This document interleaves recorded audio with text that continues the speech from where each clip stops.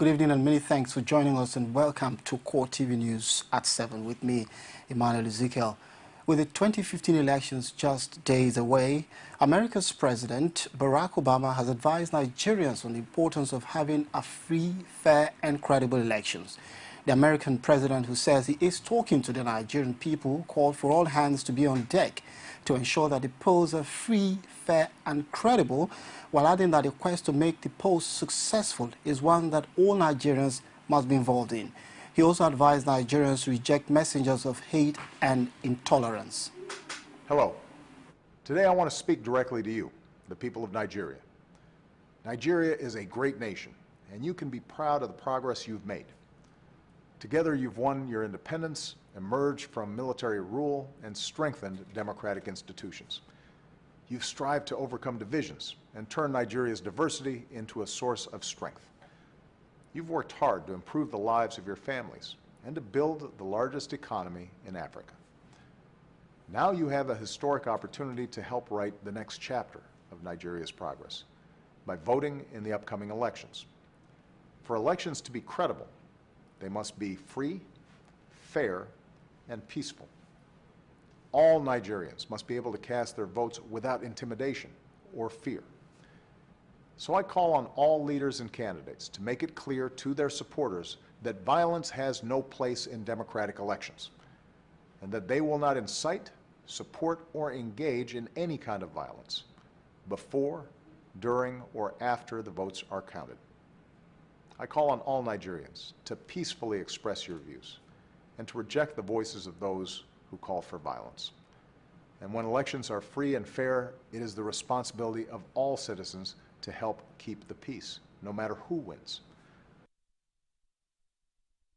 Called on all Nigerians to reject a perversion of the Islamic religion personified by the Boko Haram terror group. Successful elections and democratic progress will help Nigeria meet the urgent challenges you face today. Boko Haram, a brutal terrorist group that kills innocent men, women, and children, must be stopped. Hundreds of kidnapped children deserve to be returned to their families. Nigerians who have been forced to flee deserve to return to their homes. Boko Haram wants to destroy Nigeria and all that you have built. By casting your ballot, you can help secure your nation's progress. I'm told that there's a saying in your country, to keep Nigeria one is a task that must be done. Today I urge all Nigerians, from all religions, all ethnic groups, and all regions, to come together and keep Nigeria one. And in this task of advancing the security, prosperity, and human rights of all Nigerians, you will continue to have a friend and partner in the United States of America.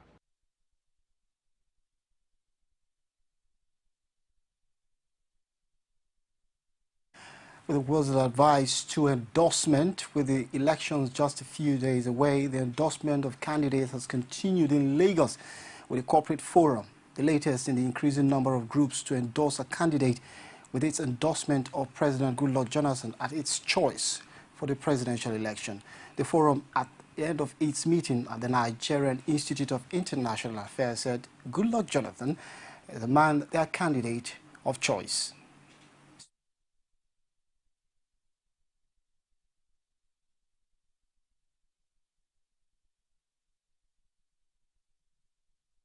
It is not worthy to mention here that the private sector has flourished and benefited immensely because of the business-friendly programs of the Jonathan administration. Today, the Nigerian economy, with an average growth rate of about 6.2% per annum, is the largest economy in Africa, thanks to the Jonathan administration. Away from that now, the All Progressives Congress has once again alerted the public to what it described as the rigging plans of the People's Democratic Party-led federal government for the March 28 and April 11 elections. The party, while speaking through its National Publicity Secretary Lai Mohammed, says the PDP has put in place what it called a modified Ekiti rigging strategy. Going further, the APC spokesman says the PDP knows it cannot be victorious if the polls are free, fair and credible and violence-free. Those who are averse to a free, fair, credible and violence-free polls, I'll simply come up with the plan to sew military and police uniforms for their party thugs to wear on election day, so they can rig the elections for the PDP.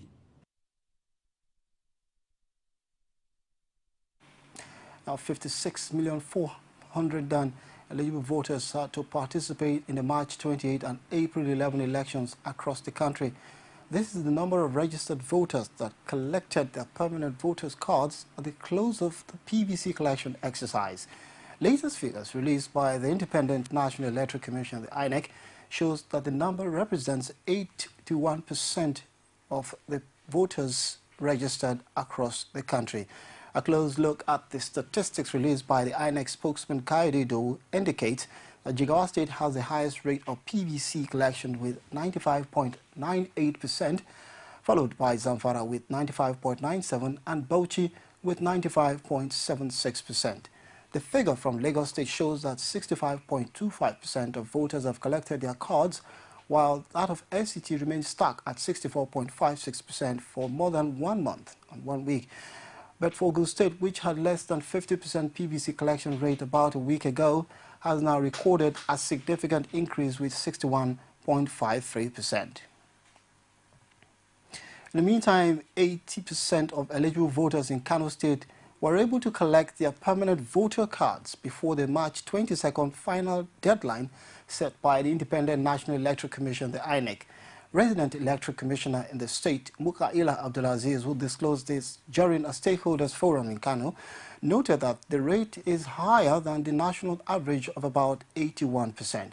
He also urged political parties participating in March 28 and April 11 elections to submit at least one of their agents in line with provisions of the Electoral Act. As you might have heard during our interaction with stakeholders, I have restated the Commission's commitment to providing the remaining cards latest by Monday, Tuesday next week. Even though collection ends tomorrow, the Commission will be obliged to extend the collection period particularly for Kano State, to enable us to distribute the permanent voters card, even if it warrants, taking the cards to the polling units level.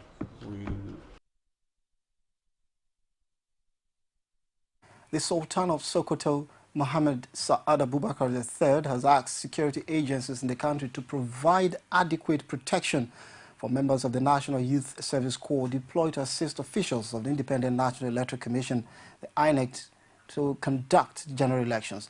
Abubakar gave the charge when the NYSC Director General, Brigadier General Johnson Olawumi, paid him a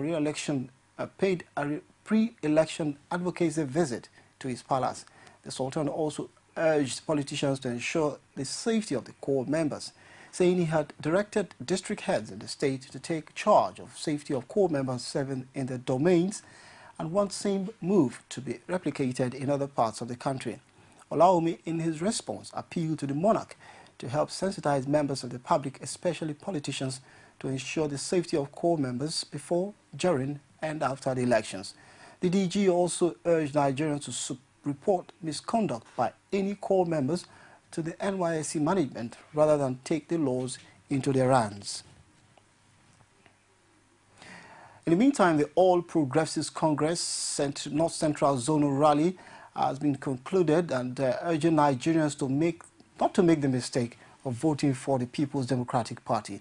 This was a message of the chieftains led by its presidential candidate Muhammadu Buhari, handed down to the crowd that thronged Lafia, the Nasarawa state capital, for the rally. Their argument was that 16 years of the PDP rule at the center is a waste. And moving on to another story, with a few days to the March presidential election, a pro-Jonathan group is demanding that permanent voter cards be used without smart card readers. This is because the device cannot guarantee a credible process. Addressing a press conference in Abuja, the National Unity Group argued that the outcome of the election could plunge the country into an avoidable crisis if INEC does not abandon its plan to use the card readers. The group maintained that the refusal of INEC chairman Atahiru Jega to published results of the test run carried out in selected states leaves a lot to be desired. In order to avert avoidable political and constitutional crises, INEC should quickly discontinue the planned use of smart card readers and instead use the PVCs without smart card readers, as was done in Osun and Ekiti states. It is instructive to recall that the smart card were not used in the 2011 elections, and yet the elections were adjudged locally and internationally as the best in the history of Nigeria as free, fair, and credible. The signs are now clear that if the smart card readers are used, the results will be less credible than the 2011 election, and this will plunge the country into avoidable crisis and anarchy. You're still watching CoreTV News at 7. We'll go for a quick commercial break.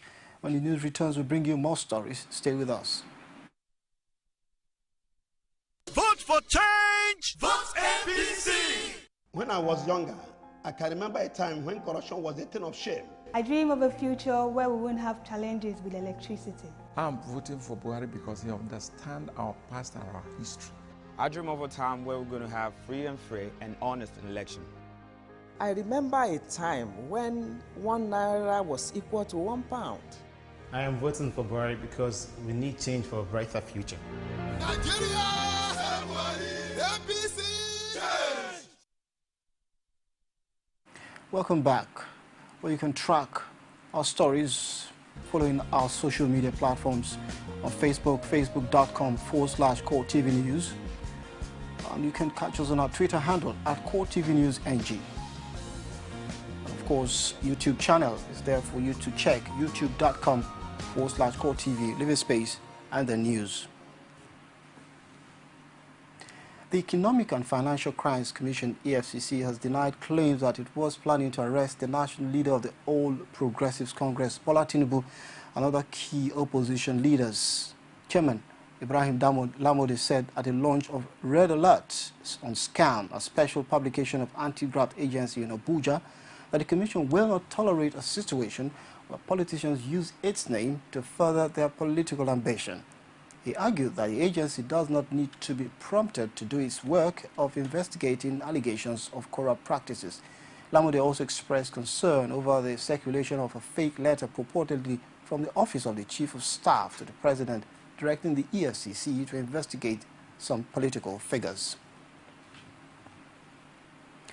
Vice President Namadi Sambo has told his supporters in Kaduna that all strategies have been perfected to ensure that the ruling People's Democratic Party wins the 2015 elections.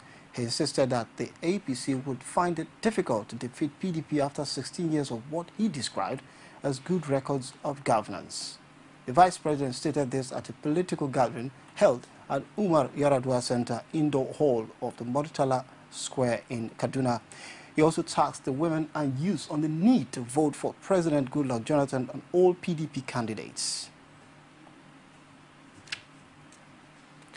And now to Rivers State. The Deputy Governor of Rivers State, Tele Ikuru, has defected to the People's Democratic Party from the All Progressives Congress, APC. Ikuru declared his defection today, 6 days to the general elections. He has been Governor Chibike Amechi's deputy since 2007 and has been campaigning for the APC alongside Amechi before declaring his defection. Reports say the chances of the All Progressives Congress APC of winning the forthcoming 2015 general elections in Rivers State may have become slimmer with the latest development in the state with Tele's defection to the PDP.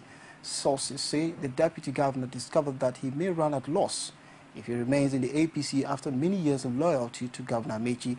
It also accuses the APC chairman in Rivers State, Davis Ibiamu Ikanya, who is from the state local government, of the same local government with the deputy governor, by expanding the crack after forcefully hijacking the party structure in the area. And to other stories now. Following the defection of the Rivers State Deputy Governor Tele Ikuru from the APC, the People's Democratic Party, PDP, has called on other leaders of the All Progressives Congress, APC, to emulate him. The party made this call in a press release signed by PDP campaign organization's Director, Media and Publicity Femi Fani-Kayode, as he expressed the party's happiness in receiving Ikuru back into his family, saying it was a deeply courageous step. The statement read thus: "We encouraged other key leaders of APC to abandon the ranks of the doomed to join the PDP. We urge them to see the light and retrace their steps in the same way that the Deputy Governor of Rivers State has done. The defection of the Deputy Governor rather, at this time is critical, and it's very, very promising for them." The Fulani socio-cultural group Miyetti Allah Cattle Breeders Association of Nigeria has dissociated itself from the recent endorsement of President Goodluck Jonathan or any other candidate. It said after an emergency meeting in Kaduna that the group which endorsed the president is not the same as the umbrella body of all Fulanis in the country. The Fulani group said in a statement signed by its national youth leader Adamu Mohammed that Miyetti Allah Kautal Hore, the group which had been endorsing politicians, is a cultural organization that existed in only one state. Miyetti Allah Cattle Breeders insisted that as a group which is out to protect the interests of Fulanis across the country, it has no interest in endorsing any candidate. It, however, urged its members to vote wisely for the candidates of their choice in all elections. Now, following the spate of insecurity in some parts of the country, especially motor parks, and the fact that terrorists have taken advantage of it and killing innocent citizens, the Plateau State government has stated its commitment to eradicate all motor parks across illegal ones across the state. Speaking through the Commissioner for Information and Communication, Mohammed Abdullahi, the government calls on all residents to cooperate with the security agencies and government officials who will be mandated to clamp down on the operators of such illegal motor parks. I want to appeal, especially to this Union of Road Transport Workers, that there are too many illegal motor parks that are being positioned outside of this park. If this other occurrence was, if this other occurrence was inside of a park, you can see that they wouldn't have had access. But it's because it's outside of the park, that is where these people, the most mayhem was done outside of that park, and this was an illegal park. And I'm going to take a very, very decisive effort and measure to see that all these illegal motor parks have moved out to the designated motor parks. In his reaction to the clampdown of all illegal motor parks, the chairman of Jos North Local Government Area, Danju Masanda, in whose domain more than 6 bombs have been detonated by terrorists, vowed to personally go after those who put the life of his kinsmen at risk. He also urged the Plateau State people not to patronize any such illegal motor parks, saying they have become soft targets for terrorists in carrying out their nefarious crime. We'll go for a very quick break. The news returns and we'll bring you news outside Nigeria. Stay with us. Don't you wish your mommy was fine like mine? Yeah. Don't you wish your mommy was smart like mine? Yeah. Don't you?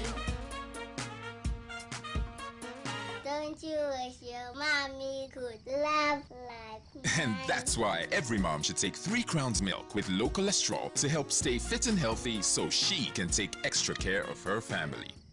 Don't you wish your wifey was hot like mine? 3 Crowns now comes in powder. Welcome back. Straight to news outside Nigeria. U.S. Senator Ted Cruz, from the headline Republican right, confirmed today he will run for president come 2016, the first major candidate to officially bid in the next race for the White House. The announcement fires the starting gun of the Republican race, already expected to be a crowded contest.